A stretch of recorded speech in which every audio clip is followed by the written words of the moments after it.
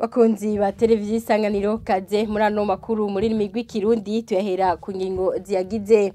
Umushikiranganje wa mbere Alain Guillaume Bunyoni yerekanye imbere y'inama nshingamateka na nkenguza mateka ibikorwa vya leta umwaka wa 2021 ushira 2022 bamwe mu batowe n'abanyagihugu bakaba bagize ico bashikiriza. Ne bamwe mu banyagihugu bo muri quartier Kiyange ni muri zone Buterere hano mu gisagara ca Bujumbura bavuga ko kubakisha amagorofa ashigikiwe n'ibiti bihungabanya ibidukikije ikiboneka muri yo quartier inzu ziriko zubakwa ku bwishi. Na kuri uyu wa gatanu radio televiziyo isanganiro yatanguje icese ihiganwa ry'umuziki ndundi urongoye iryo higanwa amenyesha ko ari uguteza imbere umuziki w'u Burundi. Ido nido ryano makuru ni mukanya sangwe kazi.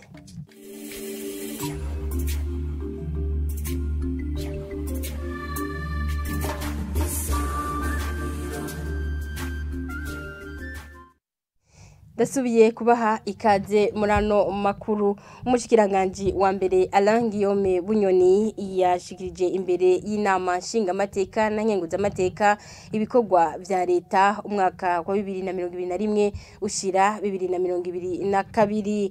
Abatowe n'abanyagihugu bakaba bifuje kumenya nimba ibikorwa mu bijanye n'inyubako biba vyaheze byisunga amategeko. Jandoje irakoze. Umushikiranganje wa mbere yashikirije integuro y'ibikorwa vya leta umwaka wa 2021 ushira 2022 yavuze ko ivyo bikorwa vyisunga umugambi w'iterambere ry'igihugu riva mu mwaka wa 2018 kugeza mu mwaka wa 2027 hamwe n'iyindi migambi. Ibikorwa rero vyashimikiwe ko bisanzwe vyisunga integuro y'igihugu mu iterambere le plan national de développement yo kuva mu mwaka wa 2018 ikaba izorangira mu mwaka wa 2027. Twovuga kandi yuko izo nteguro zo mu bisata bitandukanye zisunga kandi twovuga imbono la vision Burundi 2025 bisunga ibijanye n'iterambere rirama by'umugambi wo gushika mu 2030 canke turisunga ingendo n'integuro y'umugabane wa Afrika wo gushika mu mwaka wa 2033. Bimwe mu bibazo umushikiranganje wa mbere yabajijwe n'abaserukira abanyagihugu harimo ikibazo c'inyubako nk'ibitaro vya komine bimaze kubakwa ariko bigakora nk'amavuriro. Icegera ca mbere c'inama nshingamateka abaza nimba imbere yo kubaka hasuzumwa kw'ivyubatswe bikwije ivyankenegwa. Ubushikiranganje bujejwe inyubako n'ubujejwe amagara y'abantu bwari bukwiye kwicara hamwe mukaturabira hako tuvuga tuti muri plan d'action twasizemwo amahera y'ukubaka ibindi bitaro vy'amakomine 48 uko nabumvise nyakubahwa mushikiranganje wa mbere, ahubwo bari bakwiye kuraba imbere y'ukubaka izindi zijya 30 zirakwije noro. Twararavye dusanga ivyo bitaro vyitwa 30 ni nk'ama centre de santé. Mbere ko tugira imana abashikiranganje babijeje bakaba bari ngaha bodufasha kugira ngo bajya abaganga bashize muri bijya bitaro babakoresha. Umushikiranganje wa mbere yishuye ko ico kibazo kizwi ko ari ugushinga amabanga abakozi kugira bakora ivyo bajejwe. Turazi ko haba ibibazo bimwe bimwe mu bakozi n'abakoresha twosaba ko batotwarira hejuru ngo bace bavuga ngo politike ya leta yahumye amaso canke yononekaye. Ekada iratumbereye mugabo turasaba abariko barakora kugira ngo haba mu bijanye n'intwaro muri ubwo buganga abakozi bashibwe ku kazi babetitirarize baronka amanomination ku maposte. Umushikiranganje w'amagara y'abantu ari ngaho azoheza bitunganye neza kandi mu mwanya muto cane. Ku nyubako zategekanijwe kubakwa no gusanurwa umushikiranganje wa mbere yabajijwe kandi nimba amashuri arimwo. Kuri ico umushikiranganje wa mbere yishuye ko arimwo ariko asigura ko ibikorwa bikwiye gutunganywa ku ngero zitandukanye kugira ikibazo c'amasomero n'ibikoresho gishobore gutorega umuti urama. Arakoze mugenzi wacu Jean de Dieu irakoze ano makuru tuyabandanize mu gisata c'abikorera ivyabo ukubura uburyo hamwe n'igiturire ni zimwe mu zitizi abikorera utwabo ubagira bishikirwa na Faustin Ndikumana arongoye ishirahamwe Parseme kubwiwe abona ko leta ikwiye guteza imbere ico gisata kugira ngo habiterambere tumukurikire. Intama y'abikora twahura nazo ni intuze ubwa mbere nibijanye n'ingene by'ubutunzi gifashe mu gihugu. Urabona mu Burundi hari ubukene bwinshi ikintu cihutira gukora kurondera uburyo bwihutiye gukira bukenye kugira nkore vya bikorwa amadovize aboneke n'ubuzi buboneke aho niho duhera aho hatavyutse biragoye ikigira kabiri nico giturire n'ubwo bunyonyezi ahubwo sanga zingene zagize nasingene zitangwa ugasanga muri administration abantu bashaka kuremera babikora utwo babakibi n'ibyo bisanga bitanga za concussion gusanga nk'umuntu mwikomine ugasanga rikara ngo tanga ibi mbere bagashiraho na monta urwa n'ibintu bidasubiye umuco usanga biriko biraremereza abikora utwabo n'ivyo by'ibituri byo kutangana ugasanga abagwiza tunga bari kubarangana naho kaje kari karira gute no hagurukira kandi birashoboka naco nyene birakunda. Mu bijanye n'ibidukikije umuyaga nkuba uva ku mishwarara y'izuba ngo ntuzimvye ariko hazimvye ibikoresho byo kuwushingura bivugwa na Jean Bosco Niyonzima umigisha muri kaminuza y'u Burundi mu gisata c'amasoko ntanga nguvu tumukurikire. Charge de base no kuvuga yuko rezo y'igihugu ibiproduiza umuyaga nkuba udahinduka kandi ukwiye umuntu bashaka gukoresha mu gihe atamayaga nkuba ariko arasaba cyane haje fate nko mwijyo usanga atamanisa ariko arakora iyo charge de base rero yamiri ngaho fate ati éclairage gusa donc fate nka éclairage y'amamenage yose igihugu cyose uko kumabarabara niyo ita charge de base hari ita charge de pointe ariyo mu gihe hari consommation nyinshi aho ni nko mu gihe amazine menshi yuguruye rero usanga ariko amasaha ku murango saa 5 saa 6 gushika amasaha yo kumugoroba iyo ntaco ariko mu gihe tumaze kugira iyo charge de base rero donc iyo solaire kenshi nk'ibyo bigo biteye imbere ishija gukoreshwa muri gihe bakeneye umuyaga nkuba urenze iyo produce umuyaga nkuba ukongera ubika uca uzimba ariko iyo uproduce ntubike ntuzimba donc iyo tuvuze ngo kuzimba iyo change ngo stockage najya amabateri niyabika niya aca zimba cyane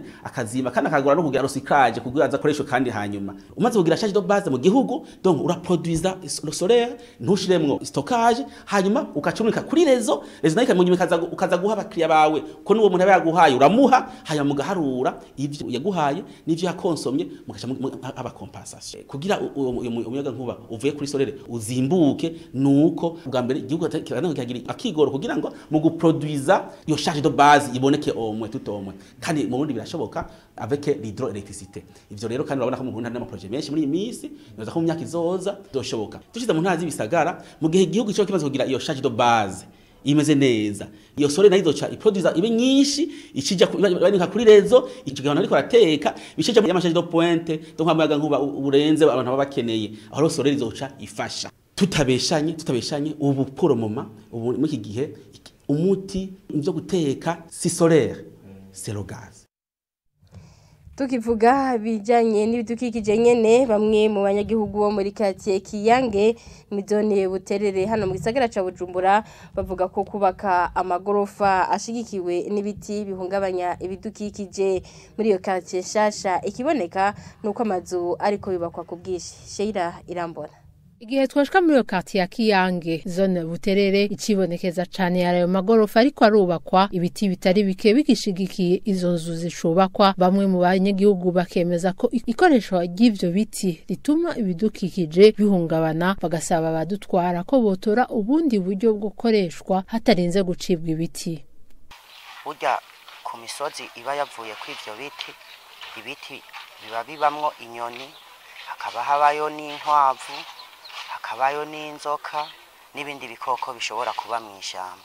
Rero iyo bamaze guca ivyo biti haca hasigara hari ubugarago bigaca bibura ahantu biba.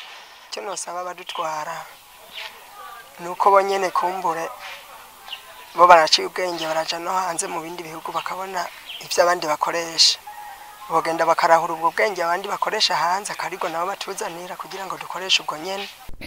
umwe mu bajejwe izo nyubako ziko ziraduzwa nawe akamenyesha ko batoye gukoresha ivyo biti kuko hari bwo buryo bukenutse umuntu yoshobora gukoresha. Nk'umuntu turiko tubakira umubwiye yuko uteguye nka devu ukamubwira yuko igikwa uzogitaruza ivyuma, ivyo bintu ntashobora kuvyumva kandi bica bisaba uburyo bwinshi kugira bitaruje usanga bigoranye. Nyuma ni nayo mpamvu usanga duhitamwo gukoresha ibiti kuko ni navyo bizimbuza. Amakuru dukura muri abo bubatsi amenyesha ko kugira inzu y'amagorofa abiri ishobore kuduga bashobora gukoresha ibiti birenga 1000 kugira bashobore kubaka iciswa igikwa c'inzu. Arakoze mgenzi wacu Sheila Irambona. Ano makuru tuyasozere mu bijanye n'umuziki. Kuri uyu wa gatanu hatangujwe icese ihiganwa ry'umuziki n'abaririmbyi ku ncuro igira 10. Ihiganwa ry'umuziki risanzwe ritunganywa na Hadi Isanganiro. Urongoye umugwi utegura iryo higanwa yibutsa ko ari mu ntumbero yo guteza imbere umuziki w'u Burundi kugira ngo ushike kure. Tumukurikire. Kabijya rero cyane cyane twavuga no mwaka nuko twihaye umwanya ukwiriye wo gutegura rino higanwa yigaruka buri mwaka. Hari abantu bahora bavuga ngo mwabiteguye umwanya muto ukwezi kumwe canke indwi zingahe. Ubu rero twihaye umwanya munini wo kuzobikora ndetse murabona naho tukiri mu mwaka wa 2021 ubu no kuvuga nabo bakiriko barasohora indirimbo muri iyi minsi sigaye muri uyu mwaka izo zizoba zifise amahigo yo kujamo kuko turacari muri 2021 higanwa rero final gutora iyo ndirimbo bikazoca biba mu mwaka buca dutangura tugeranyije turabazije neza ni nko mu kwezi kwa gatatu umuntu kuvuga haracariho umwanya ukuriyo kwitegura baba ku baririmbyi baba ku basanzwe bafasha Isanganiro Award dufashanya mu bikorwa bitandukanye no kuvuga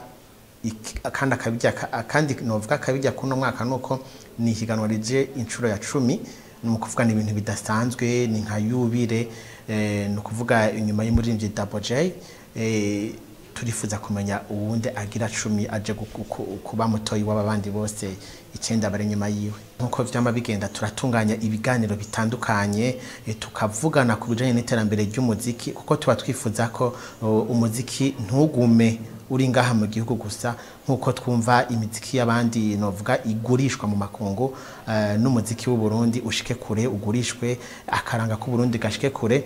Rero akamo nuko abasanzwe badufasha ni benshi mice itandukanye hari abaririmbyi hariho arabubu arabakera hariho abavuze indirimbo mu mazi y'ubutambiro hariho abakora imiziki abaproducteur mu mice itandukanye nkuko bigenda turabatumiriye kuzoguma hafi y'Isanganiro n'abajournaliste tutabibagiwe abamenyesha makuru bakora mu bijanye n'imico bazo tugume hafi tuze tumarane no rugendo twese tuje hamwe duteze imbere ivyiwacu. Ningaha amakuru twabateguriye aciye arangirira reka ndabashimire mwebwe mwese mwari mwateze abiri mugire ijoro ryiza.